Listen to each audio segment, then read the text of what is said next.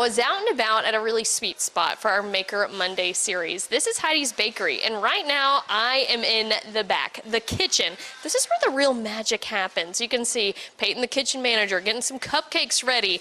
And yeah, I even got to try my hand at decorating some of those cupcakes. Check that out.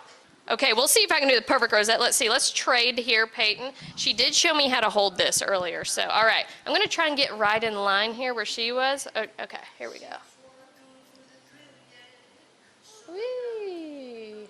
Okay, that's not so bad, right? We're gonna keep working on this, Peyton and I are. And after the break, we are gonna check in on my progress, see if I've gotten any better from my two here on the end. You can definitely differentiate these. But, okay, yeah.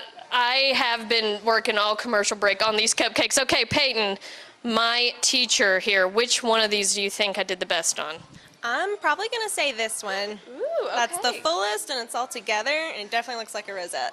Yeah, the rest of these, like that one needs some work. But hey, that is why we leave this to the professionals like Peyton. And of course, back here is not just sweets, but that is a big bulk of what we got going on right now. Heidi, one of the owners, is getting some loaves ready for sale. And hey, they've got a little bit of everything too. Also, cookies and cannolis and cream puffs and even meals that you can take home and bake. Not to mention, they also have a coffee bar. But there is a lot of creativity that goes into owning a bakery, and having it available to the community is really sweet, especially for this area. Here's what Heidi had to say about it. Well, for the longest time, there hasn't been a bakery on the east side of Knoxville, and so we pride ourselves on making all of our goods homemade. We have take and bake meals to go. We have fresh coffee that we have a local roaster for, so we're excited to offer those things on this side of Knoxville.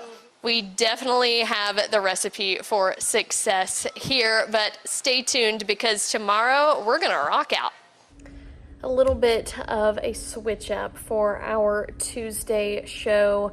I was not out and about because unfortunately WBIR's anchor emeritus Bill Williams passed away at the age of 91.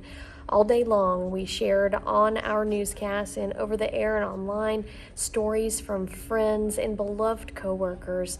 And they shared what they loved about Bill, how he was so welcoming, made everyone feel calm, and of course the impact he left behind on East Tennessee.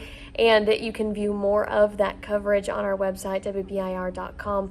We have also loaded up some stories and Bill's final newscast on our streaming platform, WBIR Plus. You can find all of that. You can download that on your TV and watch for free. But Bill will sorely be missed here at Channel 10. He really was an icon in East Tennessee and beyond. On Wednesday, I was out and about in downtown Knoxville, and we were talking about the Works Demo Day. Now, it sounds like a really fun event. That's because it is. Basically, this summer, the Knoxville Entrepreneur Center hosted these workshops with 7 different startup businesses and mentors where they were able to really get their big ideas collected and together, and today was the culmination of all of that hard work over the summer. They gave presentations during a ceremony, were able to pitch themselves, and also were able to share what a great experience the Works was for them.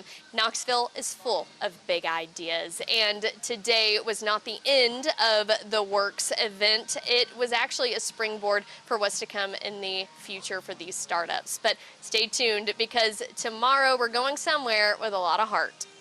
On Thursday, we celebrated our monthly Hometown Heart series, and this month we were in Lonsdale at Open Door Church to celebrate Pastor Dexter Jordan. He does Sunday school here, but he does a whole lot more in the community. Hear a little bit from him about what makes him so special.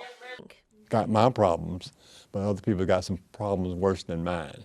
So how do I be there for them? Every community has a heart, and that is what we want to feature in this series. So if you have any group or person that's doing great in your community, we want to hear about it. Send us those people and places, and you may see them featured on a future Hometown Heart series. Stay tuned because tomorrow we're going under those Friday night lights. And on Friday, we were live under the Friday night lights for our 10 tailgate as Alcoa took on Maryville. Here's some of the fun. 97th year for the Battle of Pistol Creek. And hey, if you're wondering, when was the last time that Maryville and Alcoa opened their seasons with each other? 2000. It's been over 2 decades since this same deal happened. I'm here with 2 seniors, Carson, who is a cheerleader, one of the captains, and Maddie, who helps lead the student section. So Carson, talk a little bit about what has the energy been like at school this week? Well, the energy's been really high. We're all hype. Yesterday we had a little pep rally after every single period. Usually Maryville's not the first game of the season, but we're really excited. Yeah, pep rally after every period. That's a lot. That's a lot of school spirit. And Maddie, you definitely have a lot of school spirit. You help lead the student section. You told me, what is the name of this group? It's Nader Nation, man.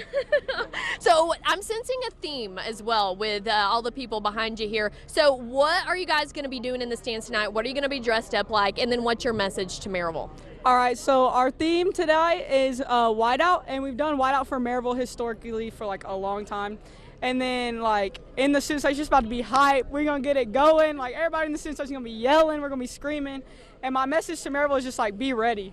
Like, be ready, because we are in it tonight. We are getting to it. Oh my goodness. All right, well, what's the energy going to be like on the sidelines from you guys, from the cheerleaders? It's going to be so high. We're going to be better than the other cheerleaders. We're going to be louder, and yeah. Oh, we're getting some trash talk early on in this 10 tailgate. Okay, before we go, guys, I think you got to lead us in a little bit of a chant. So, Maddie, kick us off. I said it's great To be an Alcoa Tornado, said it's great to be an Alcoa Tornado.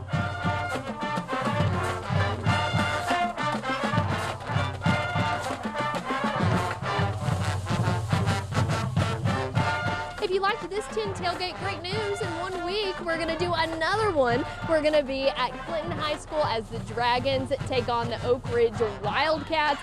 It's going to be a lot of fun there as well. And a reminder, too, that the Friday Night Lights do not stop on Friday nights. Of course, we have The Huddle that airs on Saturdays on WBIR 10+, where you can rewatch 10 Tailgate and Mark Packer's Rivalry Thursday. And we have all of the action for high school football. I hope you enjoyed this week's Out and About in East Tennessee. Have a great weekend.